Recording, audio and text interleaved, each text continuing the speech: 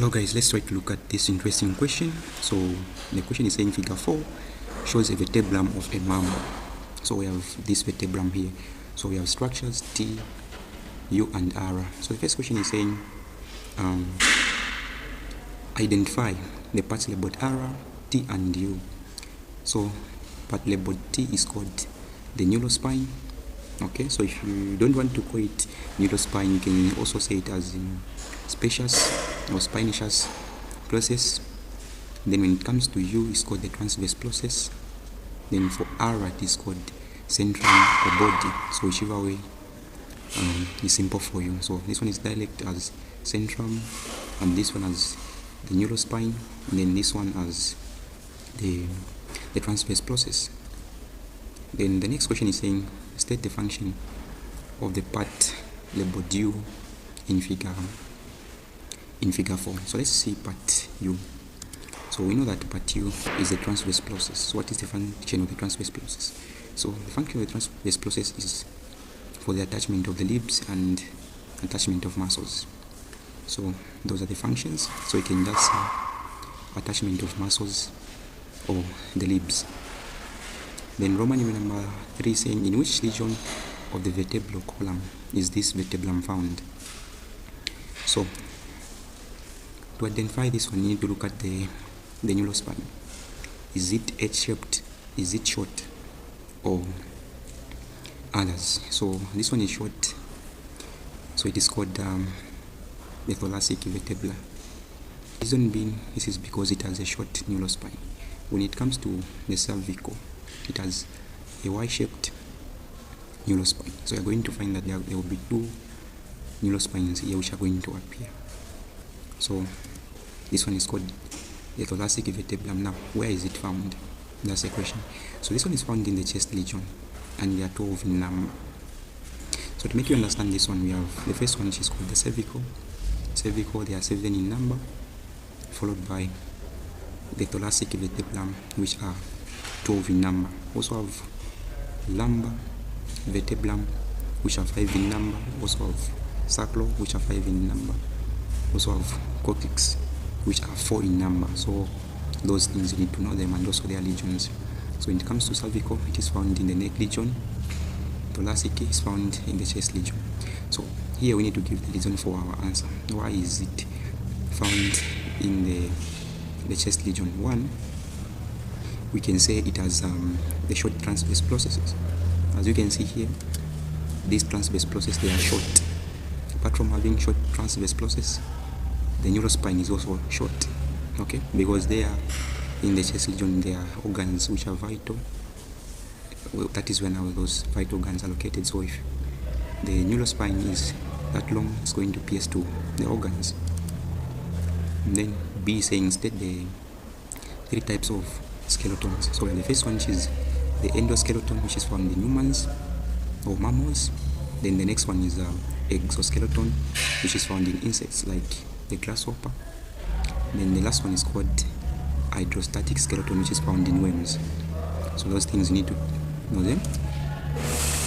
Then the last question, table 5, is an incomplete table showing blood groups, antibodies and antigens. So one thing that you need to understand here is that the antibodies, they are found in the plasma. Okay, the plasma is the watery fluid part. Then the antigens, they are found on the surface of the red blood cell membrane, or the plasma membrane of the red blood cells. That is when the antigens are found. Okay, so here we have red blood cell type. So we have blood. We have group A, group B, group AB, and group O. So one thing that you need to understand here is that the group type correspond to the antigen. So here there was a mistake. It was supposed to be antigen A. Blood group A as the antigen A, blood group B as antigen B.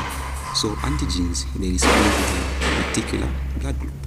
So that's the reason why here we are having blood group AB. So here we are going to have antigen A and B. But when it comes to the antibodies, they are going to be different. So here we are going to have antibody B.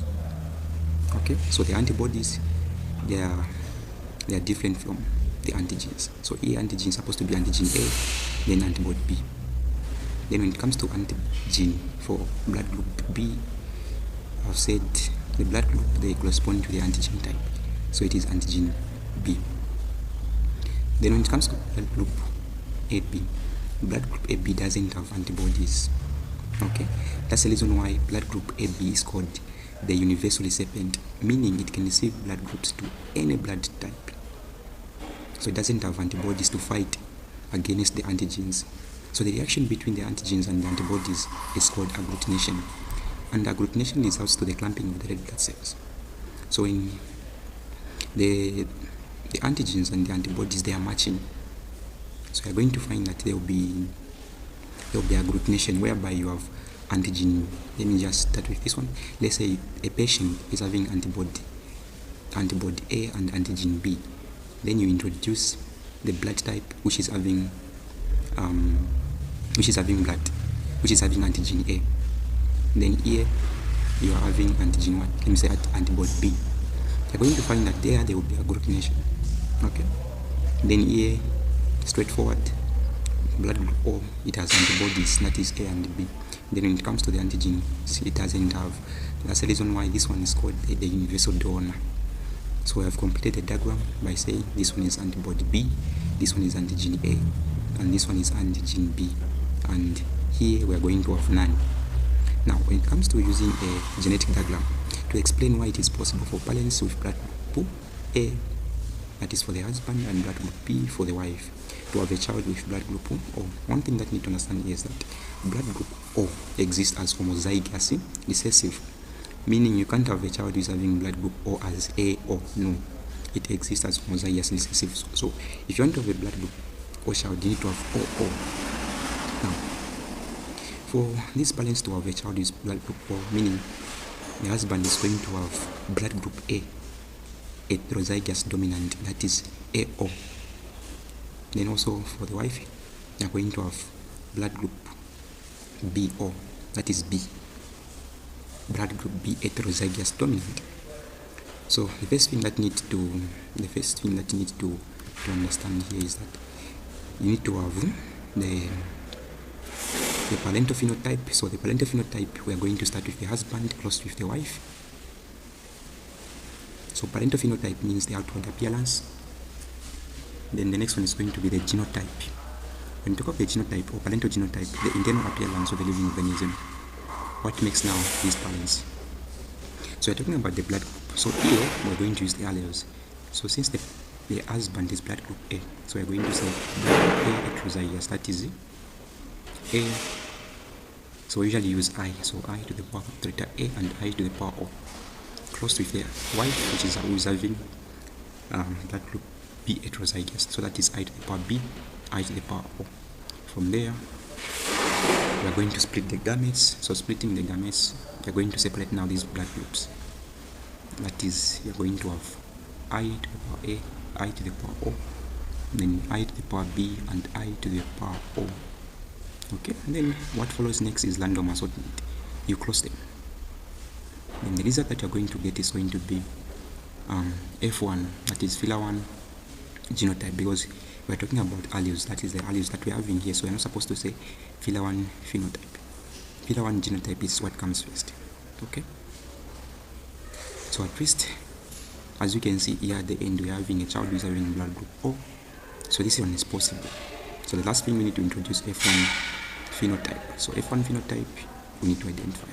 So the first one is going to be blood group A. Okay, so the first one is going to be blood group AB. Then the second one is going to be blood group A. Then the third one is going to be blood group B. Then the fourth one is going to be blood group O. So that is how you're supposed to answer. So if the question is saying find the chances so of them having a child with blood group O, so you only have one child here, and how many offsprings we have? 4. So you need to say 1/4, then multiply by 100%, which is giving us 25%. So that is how you're supposed to answer. Thanks for watching, and remember to subscribe.